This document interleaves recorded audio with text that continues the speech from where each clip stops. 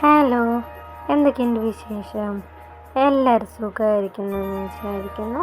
ഇത് നമ്മുടെ 75-ാമത്തെ പാർട്ടാണ്. ഇന്ന് നമുക്ക് സ്റ്റോറിയിലേക്ക് പോയാലോ? കമൻ്റ് ഇടാൻ മറക്കില്ലല്ലോ അല്ലേ? ദത്തൻ ഇന്നലെ എപ്പോഴാ മുത്തശ്ശി വന്നേ? എന്താ, ദേവൻ്റെ കാര്യമാണോ മോള് ചോദിക്കണേ? ആ മുത്തശ്ശി, അതിനവൻ ഇന്നലെ വന്നിട്ടില്ലല്ലോ മോളെ. മുത്തശ്ശി പറയുന്നത് കേട്ട് പറഞ്ഞോന്ന് ഞെട്ടി. ഇല്ല മുത്തശ്ശി, അവൻ വന്നിരുന്നു. ഈ കുട്ടി ഇതെന്തൊക്കെയാ പറയണേ? ദേവൻ വന്നാൽ ഞാൻ അറിയാതിരിക്കോ? മോള് വല്ല സ്വപ്നവും കണ്ടതായിരിക്കും. മുത്തശ്ശി ചിരിയോടെ പറഞ്ഞ് തൻ്റെ ജോലികൾ ചെയ്യാൻ തുടങ്ങി. ഇനി ശരിക്കും സ്വപ്നമായിരുന്നാ? വർണ്ണയും സ്വയം ഒന്ന് ആലോചിച്ചു. വർണ്ണ രാവിലെ ഭക്ഷണം കഴിച്ചു കഴിഞ്ഞ് മുത്തശ്ശി അടുക്കളയിൽ കുറച്ചു നേരം സഹായിച്ചു. പണികളെല്ലാം തീർന്നപ്പോൾ അവൾ പതിയെ മുറ്റത്തേക്ക് ഇറങ്ങി.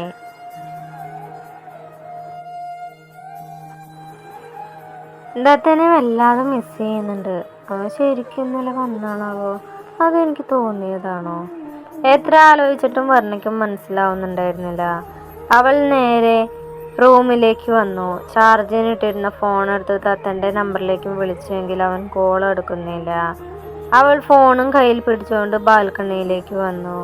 ഒന്നാലോചിച്ചതിന് ശേഷം അവൾ പാർത്തിയുടെ നമ്പറിലേക്ക് ഡയൽ ചെയ്തു. എന്താ മോളെ?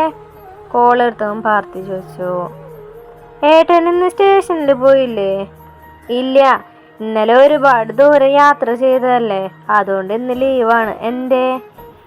ഒന്നുമില്ല, ഞാൻ വെറുതെ ചോദിച്ചതാ. അങ്ങനെ ഒരു കാര്യമില്ലാതെ വെറുതെ വിളിക്കാ വഴിയില്ലല്ലോ. അവൻ ചിരിയടക്കാൻ ഒരുപാട് പാടുപെട്ടു. ദത്തനെ അന്വേഷിച്ചുള്ള വിളിയാണെന്ന് പാർത്തിക്ക് മനസ്സിലായിരുന്നു. എന്നാൽ അത് അവൻ പുറത്ത് കാണിച്ചില്ല.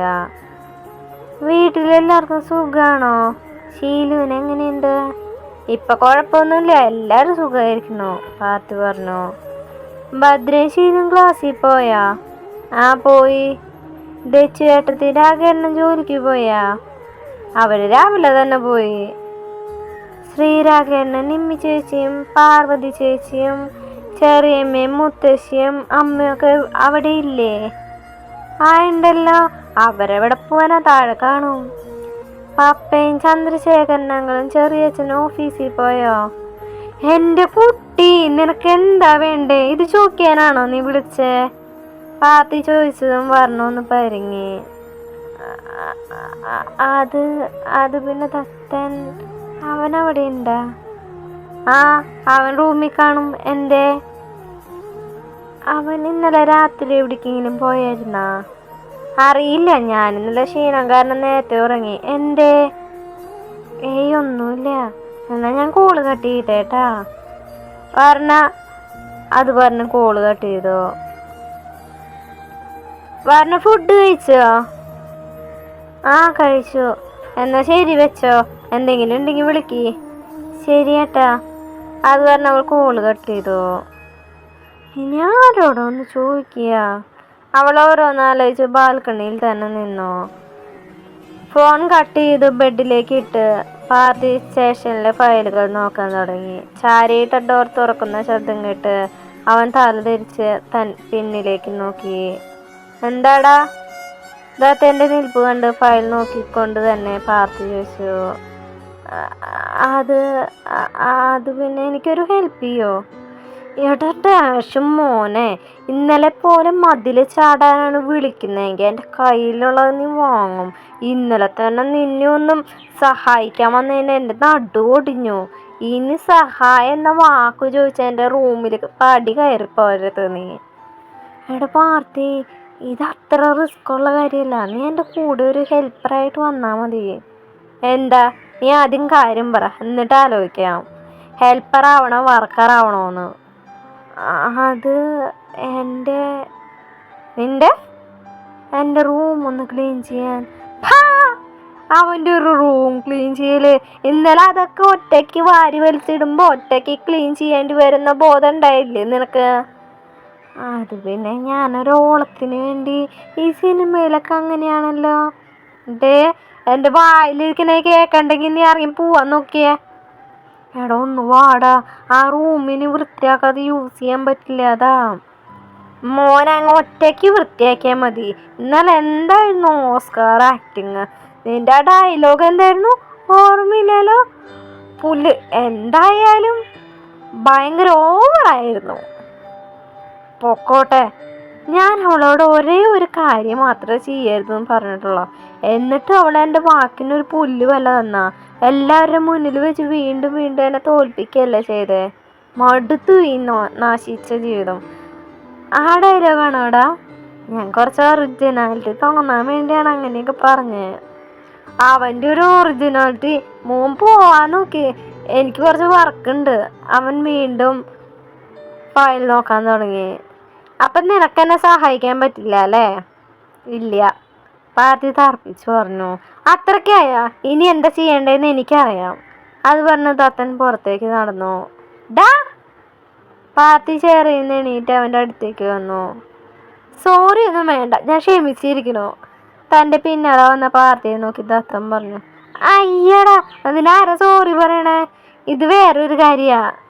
അത് പറഞ്ഞ് പാർത്തി ചുറ്റും വന്ന് നോക്കി. ശേഷം ദത്തനോട് പതിയെ പറഞ്ഞു. നിന്റെ കെട്ടിയോളെ കുറച്ച് മുമ്പ് എന്നെ വിളിച്ചിരുന്നു. ആര് പറഞ്ഞയാ? അല്ലാതെ നിനക്ക് വേറെ കെട്ടിയോളുണ്ടാ? എടാ, ഒരു അവസരം കിട്ടുമ്പോൾ നീ വല്ലാതെ കോളടിക്കാൻ നോക്കണ്ട. കാര്യം പറയാം. എന്തിനാ വിളിച്ചേ? നീ അവിടെ വന്നിരുന്നോന്നറിയാൻ. എന്നിട്ട് നീ എന്താ പറഞ്ഞേ? എനിക്കറിയില്ല എന്ന് പറഞ്ഞു. അല്ലാതെ എന്തു പറയാൻ? എന്തിനാടാ അതിനെങ്ങനെ സങ്കടപ്പെടുത്തണേ? നിനക്ക് പറഞ്ഞൂടെ എല്ലാം ആക്ടിങ് ആണ്. വേണ്ട, എന്തൊക്കെ പറഞ്ഞാലും അവൾ എന്നോട് കള്ളം പറഞ്ഞില്ലേ. കുറച്ച് സങ്കടപ്പെടട്ടെ. ഇതിനെക്കുറിച്ച് സമയമാകുമ്പോൾ ഞാൻ തന്നെ എല്ലാം പറയാം. ഇതെവിടെ തന്നെ ആയ ദേവ? മനുഷ്യന്മാരായ 1-2 കള്ളമൊക്കെ പറഞ്ഞു എന്ന് വരും. അതിനിങ്ങനെയൊക്കെ ശിക്ഷിക്കണ? മറുപടിയായി ദത്തനൊന്ന് പുഞ്ചിരിച്ചോണ്ട് റൂമിലേക്ക് നടന്നു. ഇനി രാത്രി മതിൽ ചാടാൻ മോൻ കൂട്ടിന് വേറെ ആരെങ്കിലും വിളിച്ചാൽ മതി, ഞാൻ വരില്ല. റൂമിന് പുറത്തേക്ക് പോകുന്ന ദത്തനെ നോക്കി പാർത്തി പിന്നെയൊന്ന് വിളിച്ചു പറഞ്ഞു. നീ വരും, വന്നിരിക്കും. ഇല്ല മോനെ, ഞാൻ വരില്ല. നീ കല്യാണോലോചനയായിട്ട് ചെല്ലുമ്പോൾ അത് എൻ്റെ കുടുംബത്തിൽ നിന്നാവുമ്പോൾ അമ്മയുടെ അമ്മ ആദ്യ അഭിപ്രായം ചോദിക്കുന്ന എന്നോടായിരിക്കും. അപ്പം പയ്യൻ കള്ളുകുടിയനും തെമ്മാടി അതിലേക്കാറുപരി കൈക്കൂലിക്കാരനും വാങ്ങുന്നവനാണെന്നൊക്കെ പറഞ്ഞ അവർ പെണ്ണ് തരില്ല. അല്ലേടാ പാർത്തി? ദാത്തൻ അത് പറഞ്ഞു. പാർത്തിയുടെ മുഖം തന്നെ മാറി. പറയടാ, തരുമോ ഇല്ലയോ? നീയാണെങ്കിൽ നിന്റെ പെങ്ങളെ കെട്ടിച്ചു കൊടുക്കുമോ? ദാത്തൻ വീണ്ടും ചോദിച്ചു. ചോദിക്കല്ലടാ, ഞാൻ ഇത് നരകത്തിലേക്കാണെങ്കിൽ നിന്റെ കൂടെ വരാൻ പോരെ? അതാണ് എൻ്റെ പാർട്ടി. ഇങ്ങനെ വഴിക്ക് വാ, അപ്പം രാത്രി കാണാം. അത് പറഞ്ഞ ദത്തൻ തൻ്റെ റൂമിൽ നിന്ന് പുറത്തേക്ക് പോയി. പാർത്തി അവൻ റൂമിലേക്കും പോയി. രാത്രി പറഞ്ഞ ഭക്ഷണം കഴിച്ച് കഴിഞ്ഞ് റൂമിലേക്ക് വന്നു. അവൾ ഇന്നലത്തെ പോലെ ബാൽക്കണിയിൽ വന്നു. ഇന്ന് എന്തായാലും ഉറപ്പിക്കണം ദത്തൻ ശരിക്കും വന്നോ അതേ എനിക്ക് തോന്നിയതാണെന്ന്. പക്ഷെ അവൻ വന്നിട്ടുണ്ടെങ്കിൽ മുത്തശ്ശി അറിയായിരുന്നു. മാത്രമല്ല ധ്രുവ്യൻ്റെ സംസാരത്തിൽ നിന്ന് ദത്തൻ ഇന്നലെ ഇവിടെ വന്നതായി തോന്നിയതുമില്ല. ഇനി ഇവർ രണ്ടുപേരും അറിയാതെ വരണമെങ്കിൽ വല്ല മതിലും ചാടേണ്ടി വരും. അവൾ തമാശയിൽ പറഞ്ഞ് സ്വയം തലക്കേട്ട് കൊട്ടിയ റൂമിലേക്ക് നടന്നു. പെട്ടെന്ന് എന്തോ ഓർമ്മയിൽ അവൾ തിരിഞ്ഞ് ബാൽക്കണിയിലേക്ക് തന്നെ വന്നു. തൻ്റെ റൂമിൻ്റെ താഴെ ഭാഗത്തേക്ക് നോക്കി. താഴത്തെ നിലയിലെ ഓടുവഴി മുകളിലെ ബാൽക്കണിയിലേക്ക് കയറാൻ എളുപ്പമാണ്. താനാണെങ്കിൽ ഇന്നലെ ബാൽക്കണി ഡോർ അടച്ചിട്ടും ഉണ്ടായിരുന്നില്ല. ഇനി ഇതുവഴിയായിരിക്കുമോ? പക്ഷേ ഈ വലിയ മതിൽ അവൻ എങ്ങനെ ചാടിക്കടക്കും? സാധാരണയുള്ള മതിലിനേക്കാളും ഉയരത്തിലാണ് ഈ തറവാടിലെ മതിൽ. അതുകൊണ്ട് അത് ചാടി വരാൻ അല്പം ബുദ്ധിമുട്ട് തന്നെയാ. എങ്കിലും തനിക്ക് വേണ്ടി ഇതിലല്ല, ഇതിനപ്പുറം ദത്തൻ ചെയ്യും എന്ന് അവൾക്കും അറിയാം. തനിക്ക് വേണ്ടി ഇത്രയും കഷ്ടപ്പെടുന്ന ദത്തൻ എന്തുകൊണ്ട് തന്നോട് ദേഷ്യം കാണിക്കുന്നു? എന്തിനു തറവാട്ടിൽ നിന്നും പുറത്താക്കിയെന്ന് അവൾക്ക് അത്ര ആലോചിച്ചിട്ടും മനസ്സിലായിണ്ടായില്ല. പറഞ്ഞ കുറച്ച് കഴിഞ്ഞ് റൂമിലേക്ക് വന്നു. ബെഡിൽ വന്ന് ബാൽക്കണിയിലേക്ക് നോക്കിക്കടന്നു. സമയം കടന്നു പോകുന്തോറും ഉറക്കം കൊണ്ട് അവളുടെ കണ്ണ് പതിയെ അടഞ്ഞു പോകാൻ തുടങ്ങിയിരുന്നു. പെട്ടെന്ന് ബാൽക്കണിയിൽ ഒരു നിഴൽ അനക്കം തോന്നിയതും വർണ്ണ കണ്ണു വലിച്ചു തുറന്നു. ബെഡ് ലാമ്പിന്റെ വെളിച്ചത്തിൽ അത് ദത്തനാണെന്ന് അവൾക്ക് മനസ്സിലായിരുന്നു. വാരണ ഒന്നും അറിയാത്ത പോലെ കണ്ണടച്ച് കിടന്നു. ദത്തൻ പതിയെ ബാൽക്കണിയിലെ ഡോർ ചാരി അവളുടെ അരികിലേക്ക് വന്ന് കിടന്നു. ദത്തൻ അവളുടെ നെറുകയിലൊന്ന് തലോടിക്കൊണ്ട് അവളുടെ നെറ്റിയിൽ ഉമ്മ വെച്ച് അവളുടെ അരികിൽ കിടന്നു. അവന് മുഖം കാണാതിരിക്കാൻ വേണമെന്ന് വെച്ച് തിരിഞ്ഞു കിടന്നു. അങ്ങനെ എന്നെ വഴക്ക് പറഞ്ഞ് സങ്കടപ്പെടുത്തിയിട്ട് രാത്രി വന്ന് നീ എൻ്റെ മുഖം കൊണ്ട് സൂഹിക്കണ്ട മനസ്സിൽ പറഞ്ഞു. ദത്തൻ ബെഡിൽ എഴുന്നേറ്റിരുന്ന ശേഷം അവളെ ഉണർത്താത്ത രീതിയിൽ പതിയെ ഒന്ന് ഉയർത്തി തനിക്കെതിരായി തിരിച്ചു കിടത്തി. ശേഷം അവളെ തൻ്റെ നെഞ്ചിലേക്ക് ചേർത്ത് പിടിച്ചു. ഇത്ര സ്നേഹം ഉണ്ടായിരുന്നിട്ടും എന്തിനാ ദത്ത എന്നോട് ഈ പിണക്കം? എന്താ എന്നോട് മിണ്ടാത്തേ? എന്താ ഞാൻ ഫോൺ വിളിച്ചിട്ട് എടുക്കാത്തേ? ഇടർച്ചയോടെ ചോദിച്ചു. അവൾ ഉറങ്ങിയിട്ടില്ല എന്ന് മനസ്സിലായതും ദത്തൻ ഒന്ന് വിറച്ചുപോയി. അതും വർണ്ണയ്ക്കും മനസ്സിലായി. ചോദിച്ചതിന് ഉത്തരം പറ ദത്ത. അവൻ്റെ ഭാഗത്തുനിന്ന് മൗനം മാത്രമാണെന്ന് മനസ്സിലായതും വർണ്ണ അവൻ്റെ കൈക്കുള്ളിൽ നിന്ന് എണീറ്റ് മാറാൻ ശ്രമിച്ചു. എങ്കിലും ദത്തനെ സമ്മതിക്കാതെ തൻ്റെ നെഞ്ചിലേക്ക് അടക്കി പിടിച്ച് തന്നെ കിടന്നു. ദത്തൻ്റെ ആ മൗനം വർണ്ണയെ വല്ലാതെ വേദനിപ്പിച്ചിരുന്നു. അത് ചെറിയ കരച്ചിൽ ചെയ്തുകളായി പുറത്തു വന്നു. അവളെ ആശ്വസിപ്പിക്കാനായി ദത്തൻ അവളുടെ പുറത്ത് തട്ടിക്കൊടുത്തു. അവൻ്റെ നെഞ്ചിലെ ചൂടേറ്റ് അവൾ എപ്പോഴോ ഉറങ്ങിപ്പോയി.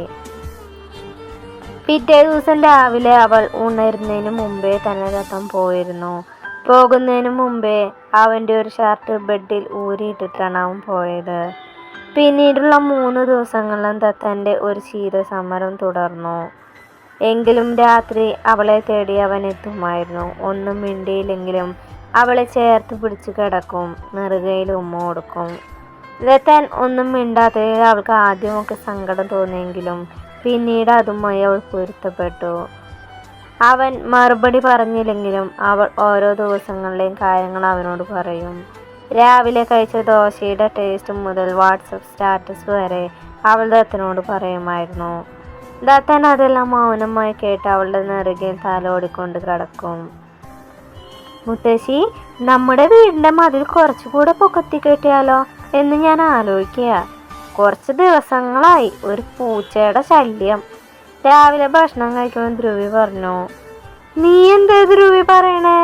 ഇപ്പൊ തന്നെ 2 ആൾ പൊക്കത്തിലാണ് മതില്, ഇനി എന്തിനാ ഉയരം? അതൊന്നും ചില പൂച്ചകൾക്ക് ഒരു വിഷയമല്ല മുത്തശ്ശി. പൂച്ചയുടെ വിചാരം കണ്ണടച്ച് പാൽ കുടിച്ചാൽ മറ്റാരും അറിയില്ല എന്നാ. ധ്രുവി പറഞ്ഞേ നോക്കി പറഞ്ഞു ഭക്ഷണം കഴിച്ച് എണീറ്റു. ധ്രുവി എല്ലാം അറിഞ്ഞുകൊണ്ട് അവനെ ഫേസ് ചെയ്യാൻ വർണ്ണയ്ക്കും കുറച്ച് ബുദ്ധിമുട്ട് തോന്നിയിരുന്നു. അവൾ അതുകൊണ്ട് മനഃപൂർവ്വം അവനിൽ നിന്ന് ഒഴിഞ്ഞു മാറിയാണ് നടന്നത്. രാത്രി എന്നത്തെയും പോലെ ദത്തനെ കാത്തിരുന്നെങ്കിൽ അവൻ അന്ന് പതിവിന് വിപരീതമായി അന്ന് വന്നില്ല. അവൻ സാധാരണ വരുന്ന സമയം കഴിഞ്ഞിട്ട് അവനെ കാണാത്തതിനാൽ വർണ്ണ അവൻ്റെ ഫോണിലേക്ക് വിളിച്ചെങ്കിലും സ്വിച്ച് ഓഫ് ആണ്.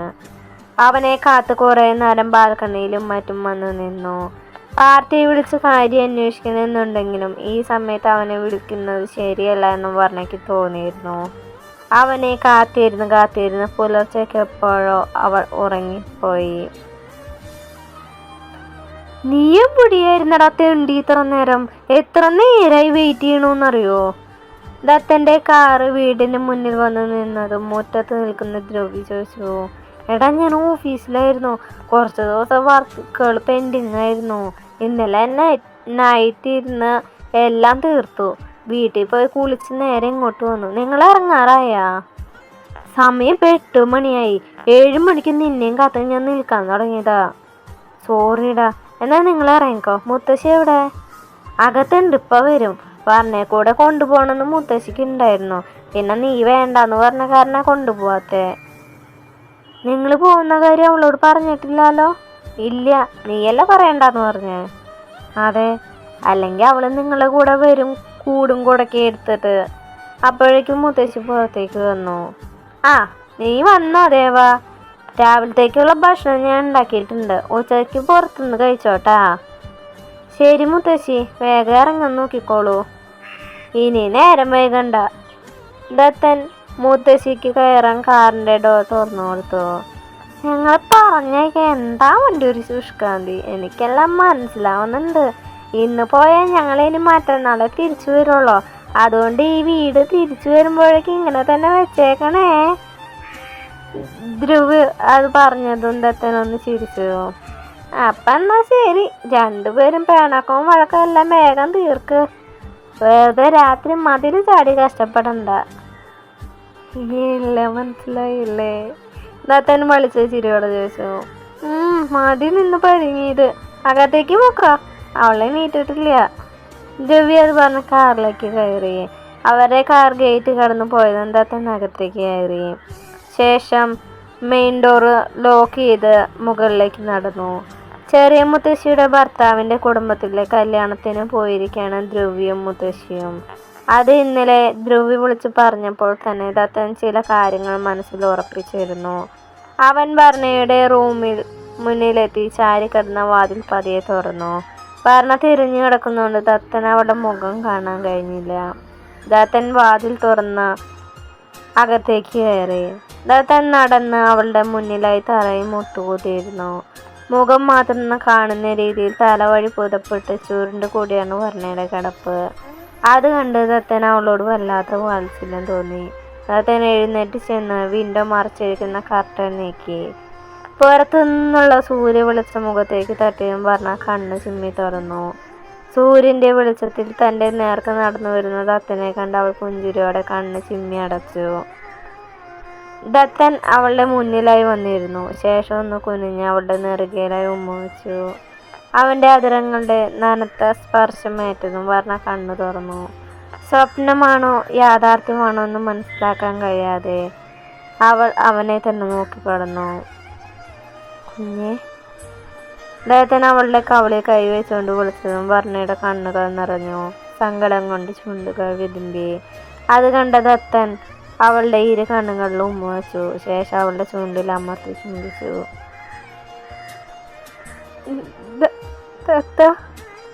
വർണ്ണ കരഞ്ഞുകൊണ്ട് ബെഡിൽ നിന്ന് ചാടി എണീറ്റു. അവൻ്റെ തോളിലൂടെ വട്ടം പിടിച്ച് അവൻ്റെ നെഞ്ചിലേക്ക് മുഖം ചേർത്തു. ദത്തൻ അവളെയും കൊണ്ട് നിലത്ത് നിന്ന് എണീറ്റു. വർണ്ണയെ ബെഡിലായി ഇരുത്തി അരികിലായി അവനിരുന്നു. അവനിൽ നിന്ന് അകന്നു മാറാൻ കഴിയാത്ത പോലെ വീണ്ടും അവൾ ദത്തനെ ഇറുക്കി പുണർന്നു. ദത്തനെ ഇരു കൈകൾ കൊണ്ട് തന്നിലേക്ക് അവളെ ചേർത്ത് പിടിച്ചു. ഇത്രയും ദിവസം സങ്കടമായി എൻ്റെ കുട്ടിക്ക്? ദത്തൻ അവളുടെ മുഖം തന്നിലേക്ക് നേരെയായി വെച്ചുകൊണ്ട് ചോദിച്ചു. എന്നോട് എന്തോന്ന് നടന്ന്? എന്തിനോട് ദേഷ്യം കാണിച്ച? എനിക്ക് ഒരുപാട് സങ്കടമായി, അവൾ വിതുമ്പിക്കൊണ്ട് പറഞ്ഞു. സങ്കടം കൊണ്ട് അവൾക്ക് ശബ്ദം പോലും പുറത്തേക്ക് വന്നില്ല. അതൊക്കെ ഞാൻ പറയാം. ആദ്യം എൻ്റെ കുട്ടി പോയി കുളിച്ച് ഫ്രഷായി വാ. എനിക്ക് വിശന്നിട്ട് വയ്യ. ഇന്നലെ ഉച്ചയ്ക്ക് ഫുഡ് കഴിച്ചാൽ പിന്നെ ഒന്നും കഴിച്ചിട്ടില്ല. ഞാൻ ഇപ്പം വരാം, ഒരു 5 മിനിറ്റ്. പറഞ്ഞ ബെഡിൽ നിന്ന് ഇറങ്ങി. തൻ്റെ ഷർട്ടും മുട്ടോളം ഇറക്കമുള്ള പാൻറ്റുമാണ് അവളുടെ വേഷം. അത് വിട്ട് ബാത്റൂമിലേക്ക് ഓടുന്ന വർണ്ണയെ അവൻ നോക്കി നിന്നു. തൻ്റെ അകൽച്ച വർണ്ണയെ ഒരുപാട് സങ്കടപ്പെടുത്തുമെന്ന് അവനറിയാമായിരുന്നു. അതുകൊണ്ട് തന്നെയാണ് ഷർട്ട് ഇവിടെ അഴിച്ചിട്ട് പോയതും. ഇനി എങ്ങാനും തനിക്ക് ഏതെങ്കിലും ദിവസം വരാൻ കഴിഞ്ഞില്ലെങ്കിൽ എൻ്റെ കുട്ടിക്ക് സങ്കടം ഉണ്ടാവരുതല്ലോ. അവൻ ഓരോന്ന് ആലോചിച്ച് ബാൽക്കണിയിലേക്ക് നടന്നു. ഇത്രയും വലിയ മതിൽ ചാടിയാണല്ലോ താൻ ഇവിടേക്ക് വന്നതെന്നോർത്തപ്പോൾ ദത്തനും ചിരി വന്നുപോയി. അവൻ ബാൽക്കണിയിലെ റീലിൽ പിടിച്ചകത്തേക്ക് നോക്കി നിന്നു. വർണ്ണ ഫ്രഷായി ഇറങ്ങിയപ്പോൾ ദത്തൻ ബാൽക്കണിയിൽ നിൽക്കുന്നത് കണ്ട് അവൾ അങ്ങോട്ട് നടന്നു. വർണ്ണ പിന്നിൽ നിന്നു അവൻ്റെ വയറിലൂടെ ചുറ്റിപ്പിടിച്ച് പുറത്തേക്ക് മുഖം ചേർത്ത് നിന്നു. ദത്തൻ തിരിഞ്ഞ് അവളുടെ നേരെയായി നിന്നു. എന്ത് കോലാടി ഇത്! അവളും അവളുടെ ഒരു വേഷം.